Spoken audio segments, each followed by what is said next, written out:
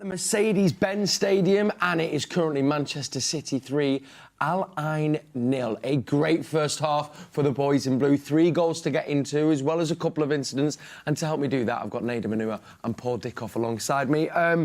Paul, business as usual from the boys in blue in that first half. Yeah, it was. You could see early doors that Al Ain were just going to sit in back 5, 4 across the middle, 1 up top, and look to play a deep block against us, as most teams do anyway. But, you know, we've moved the ball well. Don't want to discredit the opposition too much. They're not the best, but you can only go up against what you've got out there. You know, we scored 3 goals, possibly could have had more. And dominated the game, which I always thought we were going to do. Yeah, we were saying, I think there was a stat there at the end, wasn't it? I think we'd had nearly over 300 passes to their 77, so it just gives you a taste of the domination. Before we get into the moments in the game, shape-wise, we were wondering, would it be like Kusanov, centre-half with Gvardiol, because obviously we've got Nuri who's playing left-back, but it seems Kusanov's more on the right-hand side, and it's Akanji and Gvardiol are partners. Yeah, that's right, yeah. To be honest, Akanji and Gvardiol, like, you've seen them do well in the back half of it, do quite last season, you know what I mean, like a few weeks ago, whatever we want to say. Like, we've seen them do very, very well for the club, so it's good to see them in that slot. And yeah, Kusanov has been more on the right-hand side, and I think he's capable of doing it. Yeah. Obviously, it's not his, like, favourite position as such, but he's out there, he's competing, he's doing well on the ball, and even towards the end of that first half as well, he's getting himself forward, put good ball into the box. So I think Guardiola knows his strengths, he knows what his weaknesses are, but he knows that for this system right here today, he can definitely do that job. I think at times it's a back 3, isn't it? Yeah, yeah. Al Nuri, he's pushing right on as well. Yeah.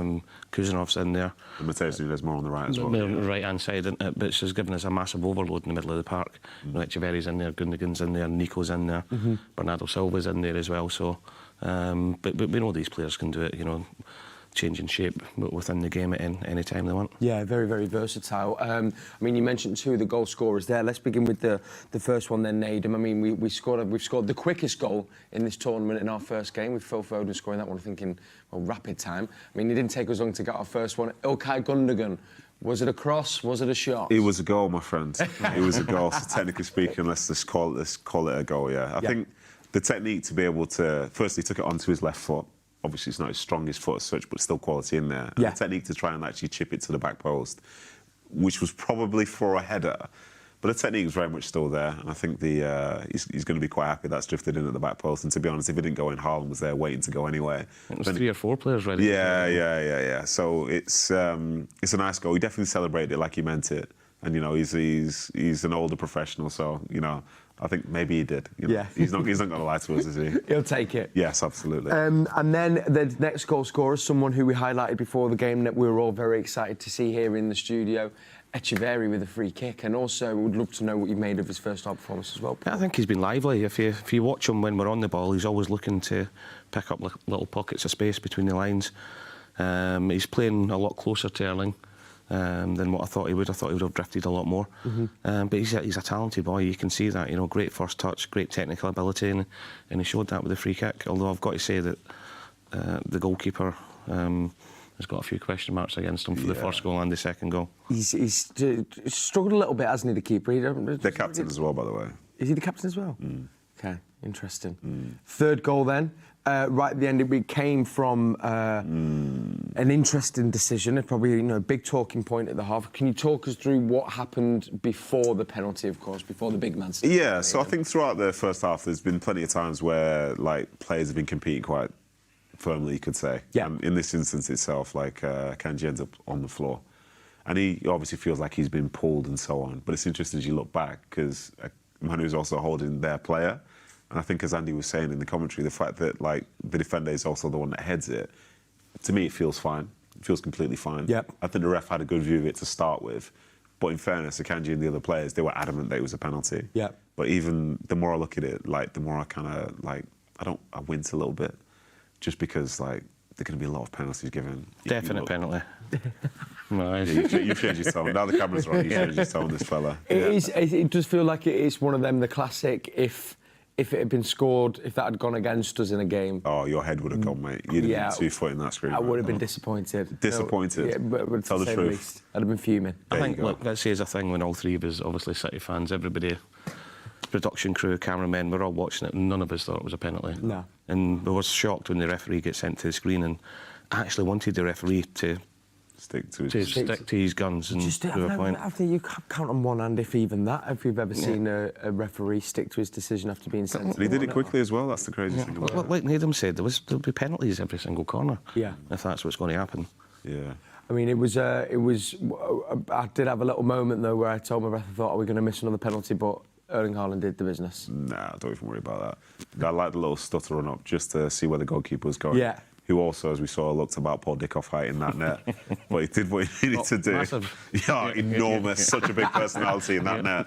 But yeah, it was a good penalty, and it's good to see him back in the score sheet. Also wanted to mention one of the players I was looking forward to seeing. Again, we highlighted them. Nuri over on left back. Just looked good, man. Technically, seems a beautiful footballer. Yeah. First we know he loves to dribble. Put in some great crosses into the box as well. And I think with having the three centre-halves there, it really suits him.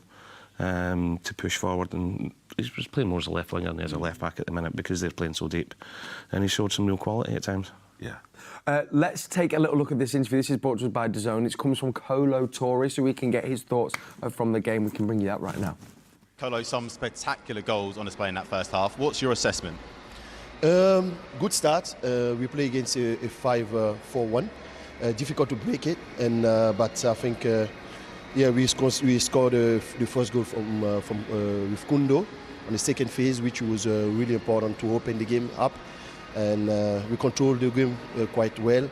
And then scoring the second goal on set pieces again from a free kick from Claudio, it was great. And then to finish the game with 3-0 for the first half is really good, and we have to keep up the tempo like we are doing. We spoke about set piece goals last game.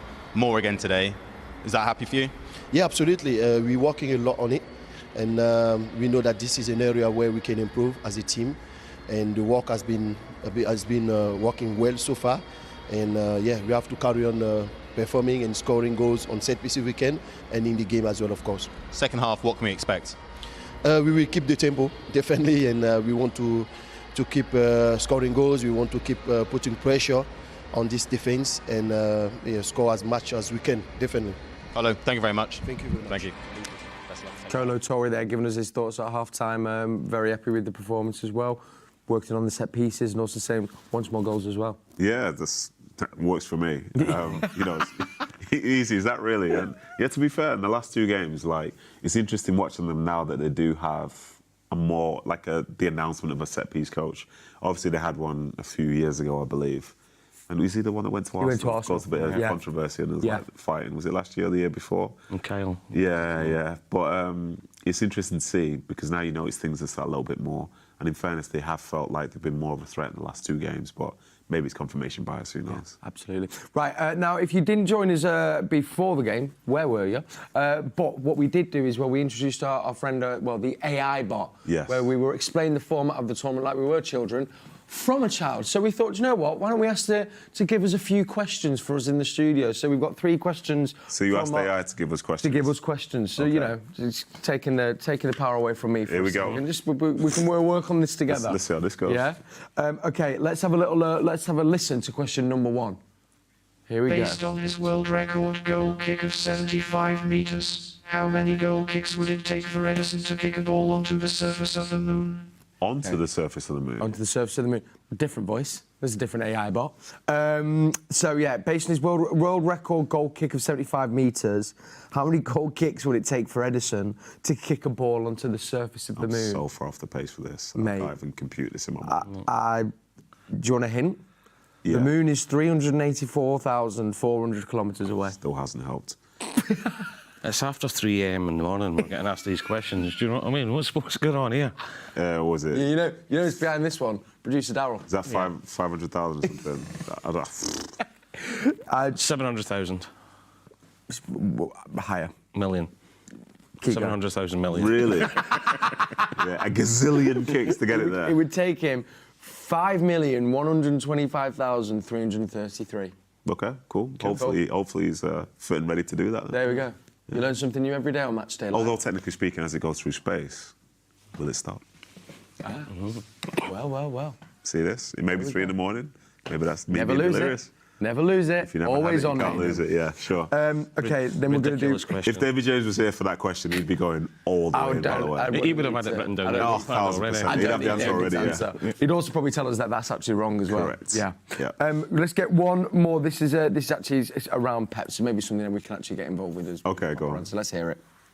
Man City have been very active in the transfer market. Is it a case of sticking with his winning formula and buying players to deliver his specific style of play, or will Pep pivot and completely shock the Premier League with a totally different approach this season? Good question. Good question from our Surprisingly good question from the old AI. To be fair to Man Right, I think he answered this question at the start of the show. Well, I think he may have Pep done. changing things around with inverted fullbacks. And at midfield, wide players coming inside. So do you think, but then with these transfers, do you think we're gonna see a slightly different style of play? Maybe as well the fact that we were saying as well, new assistants. Are you talking about new style players in generally for football or for him? As in for him in the City team. I think in reality, City's style comes from a foundation of being able to control the game of football. Yeah. And I think the way that he does it around it is he changes things on the edges. And I think with that in mind, he's one of the most pragmatic managers in the history of the game. So I don't think he'll create something that's like so new that we've never ever seen it before. But I think little variations will make a big difference. Yes. So I don't think he's bringing in these new players to completely reinvent the wheel, because as we've seen across the last 10 years, he's been just fine. You know, he'd be just fine. So I'm not thinking it's going to be that different. And the players are quality in football's football. I think what it does do, it gives them more options. Yes. Especially in the attacking areas. You know, if you look at our wingers and our number 10s and people to support Erling, Marmoush can play up top, Cherky can play up top, Phil can play up top.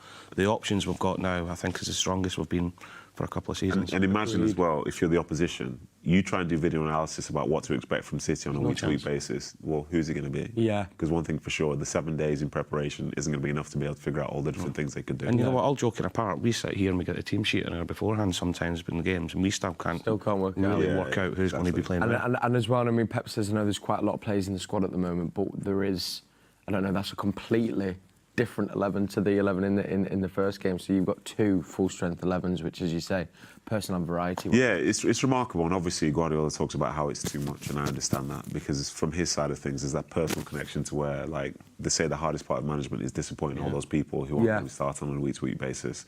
And those players know they're good enough to be able to play. So some players might not even be in the squad. Exactly, exactly. And you know, we saw this at the FA Cup final. Yeah. When on that day, I think it was James McAtee. Rico's at home. Rico loses, who's just scored in the semi-final as well. It's one of the harsh realities of football. But hopefully, like, come the next season, everyone that's in this squad right now will be playing football. Doesn't guarantee you'll always be at City, but as long as they're playing football, I think they'll be happy. I think we saw as well, and I know we mentioned obviously the assistant as well, but where maybe we had a slightly aged team last season for that quick press that we used to have, we wasn't quite there. Whereas now I think younger players. Listen, man, don't be trying to say you can't press because you're old. No, I'm not saying some people don't press because they don't want to. Never forget that, my friend. Old, but I don't know. Even in that game, though, we were getting the ball back a lot quicker. And I think what it does, and the signings in January and added into the ones now, it gives us a lot more youthful enthusiasm. Yes. And a spring in their step. I'm not saying the lads didn't have that last season. For sure. The lads were mentally and physically tired because of the unbelievable success they had before. Now freshen it up with younger legs in there, younger brains, quicker. It's just going to benefit everybody all round. 100%. Let's just not overdo it though, because people said that City squad was aged, but the year before they were legendary. They were fine, You know what I mean? Yeah. Like, that's a remarkable year, and to add to it, the 2 teams that ran the most last year in terms of sprints and so on, it was Spurs and Bournemouth. Would you trade City season for a Spurs or a Bournemouth season? No, I've had people going about what a poor season it was last season. I think, was it from January through to the end of the season? The last 20 games of the season. Top of the league. Yeah, last 20 games of the season, City had more points than anyone else in the league. Didn't know that. That's right, man. They're aged, aren't they? Just speak to us too, mate. Don't worry. We know what we're doing on this show. We're speaking facts, as Rafa once said, it's facts. Right, we'll be back at full time. Remember, you can watch the game. It says it on your screen there, live and free on DAZN. And if you want to get commentary, you can get that with Andy and Ali on the Manchester City app. It is Manchester City 3, Al Ain FC 0.